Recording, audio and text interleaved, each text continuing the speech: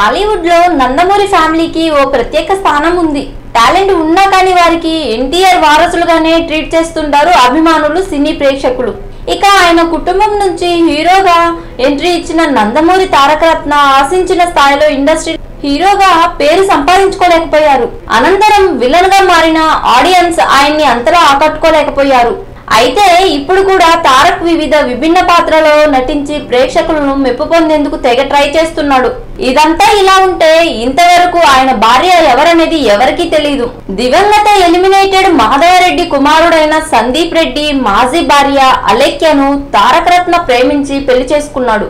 అయితే ఈ పెళ్లికి ఇరు కుటుంబ సభ్యులు అంగీకరించలేదు. దానికి 5 సంవత్సరాల నుండి తారక రత్న తన కుటుంబానికి దూరంగా ఉంటున్నాడు. వీరిద్దరికీ ఒక పాప కూడా ఉంది. తారక రత్నని కుటుంబం నుంచి దూరంగా ఉంచిన ఆయన కుటుంబం తన సొంత చెల్లెలి పెళ్లికి కూడా పిలవలేదని సినీ వర్గాల సమాచారం.